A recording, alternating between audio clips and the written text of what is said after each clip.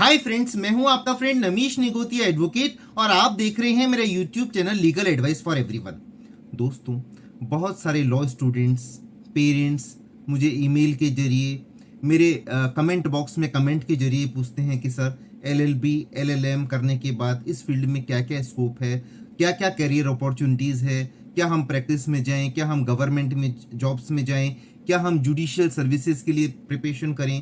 तो आज के इस वीडियो में हम ये डिस्कस करेंगे कि after completion of LLB and LLM क्या क्या स्कोप है, क्या क्या करियर अपॉर्चुनिटीज है। तो दोस्तों, एलएलबी बैचलर ऑफ लॉज भी जिसे बोलते हैं या बैचलर ऑफ लेजिस्लेटिव लॉज भी बोलते हैं। हिंदुस्तान में ये दो तरह से डिग्री ली जा सकती है। After completion of twelfth pass करने के बाद 5 इयर्स डिग्री कोर्स है। ये एक कंबाइंड डिग्री होती है ग्रेजुएशन प्लस एलएलबी की, जैसे बीए प्लस एलएलबी या बीकॉम प्लस एलएलबी या बीबीए प्लस एलएलबी की 5 इयर्स डिग्री कोर्स है। और आज के ज़माने में यदि क्लैट को क्रैक करके एनएलयू से की जाए तो बहुत प्रेस्टिजियस डिग्री है, जिसमें कि बहुत ज़्यादा अच्छे कैरियर की संभावनाएं हैं। एक ट्रेडिशनल तरीका है, after completion of graduation 3 years degree course है एलएलबी का, और एलएलबी करने के बाद 2 इयर्स एलएलएम कोर्स है, जिसे मास्टर ऑफ लॉज भी बोलते हैं। तो ये करने के बाद सबसे पहले जो फील्ड सामने आती है वो है लॉ की फील्ड में प्रैक्टिस की, एडवोकेसी की या एडवोकेट बनने की। अब एडवोकेट बनने के लिए क्या करना पड़ता है? एडवोकेट बनने के लिए आपको एलएलबी की डिग्री कंप्लीट करने के बाद बार काउंसिल ऑफ इंडिया का एक एग्जाम है, वो क्रैक करना पड़ता है। और उसके बाद आपको बार काउंसिल ऑफ इंडिया की डेलीगेट अथॉरिटी जो हर स्टेट में होती है, वो स्टेट की बार काउंसिल होती है, उसके सामने अपने आप को रजिस्ट्रेशन करवाना पड़ता है। फिर वो आपको एक नंबर जारी करते हैं, वो आपका रजिस्ट्रेशन नंबर होता है, और रजिस्ट्रेशन सर्टिफिकेट जारी करते हैं। और उसके बाद आप इंडिया के किसी भी कोर्ट में एज एन एडवोकेट प्रैक्टिस कर सकते हैं। अब इसमें क्या क्या फील्ड्स हैं? तो देखिए, इसमें बहुत सारी फील्ड्स हैं, लेकिन कुछ जो खास खास फील्ड है वो है civil law, criminal law, constitutional writs हैं, MACT motor accident claim tribunal cases हैं, बैंकिंग केसेस हैं, कंज्यूमर केसेस, साइबर लॉ, और एक आजकल जो नई फील्ड है वो है patent and trademark act, revenue cases. तो बहुत सारी फील्ड्स है प्रैक्टिस करने के बाद। अब आज के इस वीडियो में हम आगे जितनी भी फील्ड हम डिस्कस करेंगे, तो मेरा ये व्यक्तिगत मानना है कि सबसे पहले आदमी को कुछ साल एक एडवोकेट के रूप में कार्य करना चाहिए, चाहे वो बाद में किसी भी फील्ड में जाए। तो ये एक्सपोजर, ये एक्सपीरियंस हमेशा काम आता है। और किसी अच्छे एडवोकेट को कुछ साल असिस्ट करना चाहिए, चाहे वो बाद में एडवोकेसी की फील्ड में जाएं, खुद की प्रैक्टिस करें, किसी लॉ फर्म में कंसल्टेंट बने, जुडिशियल सर्विस करें। अब है सेकंड है गवर्नमेंट सर्विसेज। देखिए, गवर्नमेंट भी अपने एडवोकेट्स को रखती है अपने केसेस कंटेस्ट करने के लिए। जैसे क्रिमिनल केस कंटेस्ट करने के लिए असिस्टेंट पब्लिक प्रोसिक्यूटर होते हैं। इसी तरह से हर डिपार्टमेंट भी लीगल असिस्टेंट्स, जिसको एलए बोलते हैं, वो अपॉइंट करते हैं। तो ये पब्लिक सर्विस कमीशन के द्वारा किया जाता है। स्टेट पब्लिक सर्विस कमीशन भी करती है और यूपीएससी भी करती है। तो रेस्पेक्टिव गवर्नमेंट डिपार्टमेंट्स में उनकी जॉब लगती है, और वो उस फील्ड में या जिस भी डिपार्टमेंट में होते हैं वो गवर्नमेंट के लीगल अफेयर्स को देखते हैं। अब जो है वो है लीगल एडवाइजर, लॉ ऑफिसर या लॉ मैनेजर। देखिए, प्राइवेट कंपनीज होती है, प्राइवेट फर्म्स होती है, वो अपने अपने लीगल मैनेजर अपॉइंट करती है, लॉ ऑफिसर अपॉइंट करती है। उनका काम ये होता है कि वो जाकर के कंपनी को रिप्रेजेंट करते हैं कोर्ट में लॉयर के थ्रू। वो सारे डॉक्यूमेंटेशन वर्क को भी करते हैं। वो कंपनी के मैनेजमेंट और लॉयर के बीच में एक कड़ी का कार्य करते हैं, दोनों को जोड़ते हैं। और कोर्ट में जो भी रिक्वायरमेंट होती है वो कंपनी की तरफ से वो डॉक्यूमेंट्स भी प्रेजेंट करते हैं लॉयर के जरिए। तो लॉ फर्म में भी बड़ा स्कोप है। इसके बाद है जुडिशियरी सर्विसेज। देखिए, ये एक बहुत प्रेस्टिजियस जॉब है। चाहे आप कोई से भी जुडिशियल सर्विस हो, इसमें मान भी है, सम्मान भी है, पैसा भी है, पोस्ट भी है, पावर भी है।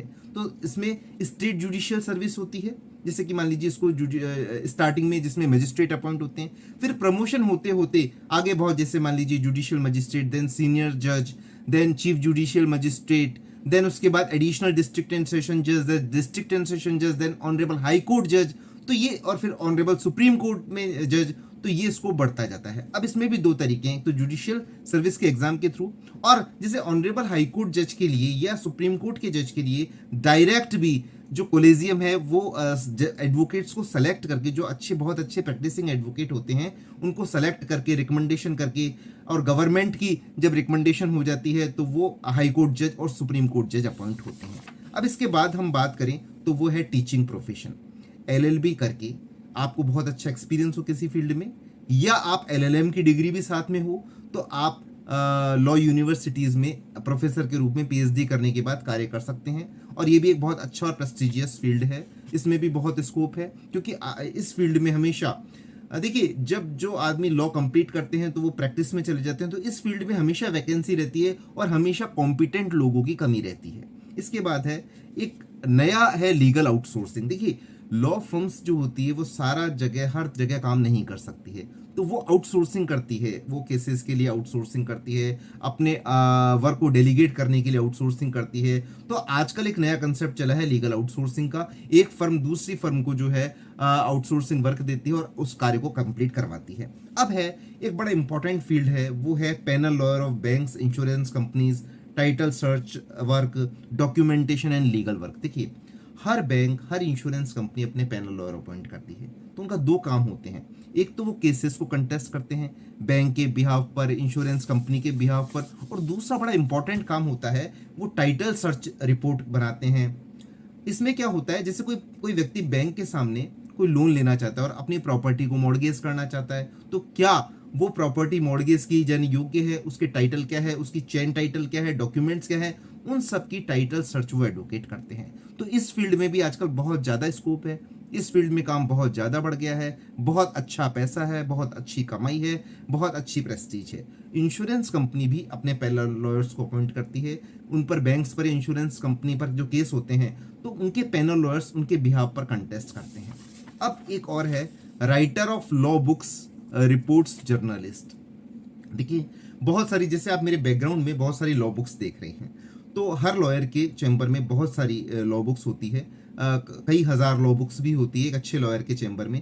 तो उनको जब सुप्रीम कोर्ट या हाई कोर्ट जजमेंट्स देते हैं तो सबसे पहले तो जो जर्नल्स लिखते हैं तो उनको जजमेंट्स को सर्च करना, फिर उनको कंपाइल करना, फिर उनके हेड नोट बनाना, और फिर बुक के हेड नोट बना करके जो है पब्लिशर को देना, ये जो है काम होता है। और राइटर ऑफ लॉ बुक क्या होते हैं कि जो लॉ की बुक्स लिखते हैं, एलएलबी, एलएलएम करे हुए होते हैं, डॉक्टरेट करे हुए होते हैं, पीएचडी करे हुए होते हैं, और किसी पर्टिकुलर सब्जेक्ट में वो लॉ की अच्छी बुक्स लिखते हैं, तो वो भी बहुत इंपॉर्टेंट काम है। अब एक काम है लीगल एनालिस्ट का।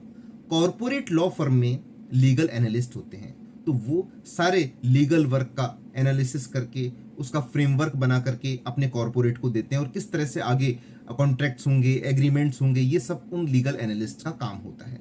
अब जो है एक बड़ा इंपॉर्टेंट है लीगल रिसर्चर। देखिए, लीगल रिसर्चर में क्या होता है, लॉ फर्म, कंपनीज या कोई भी जो है बड़ी एंटिटी है, बिजनेस ऑर्गेनाइजेशन है, वो किसी पर्टिकुलर पॉइंट्स पर जजमेंट सर्च करवाती है वो लीगल रिसर्चर से, क्योंकि उनको उसके बारे में केस लॉ सर्च करनी होते हैं, इस बारे में लीगल ओपिनियन दी जाती है, या उनके केसेस को कंटेस्ट करना होता है। तो जितने भी हाई कोर्ट या सुप्रीम कोर्ट के जो जजमेंट्स होते हैं, साइटेशंस होते हैं, उनसे वो लीगल रिसर्चर्स अपने काम के रेलेवेंट साइटेशंस को या जजमेंट्स को देखते हैं। इसके लिए बहुत सारे सॉफ्टवेयर, जैसे एससीसी ऑनलाइन है, मनु पात्रा है, एआईआर ऑनलाइन है, बहुत सारे सॉफ्टवेयर्स भी आते हैं, तो या टेक्स्ट बुक्स भी होती है या जर्नल्स भी होते हैं, तो उन सब से स्टडी करके जो लीगल रिसर्चर होते हैं अपने काम के जजमेंट्स को, साइटेशंस को निकालते हैं, ताकि वो या तो कंपनी के केस में कोट कर सके या लीगल ओपिनियन में उनका सहारा ले सके। तो ये सारे स्कोप एलएलबी और एलएलएम करने के बाद है। एक बहुत प्रेस्टिजियस फील्ड है एलएलबी और एलएलएम करना, तो इसलिए जो भी साथी जानना चाहते थे उनके लिए स्पेशल वीडियो मैंने बनाया है। धन्यवाद, थैंक यू फ्रेंड्स।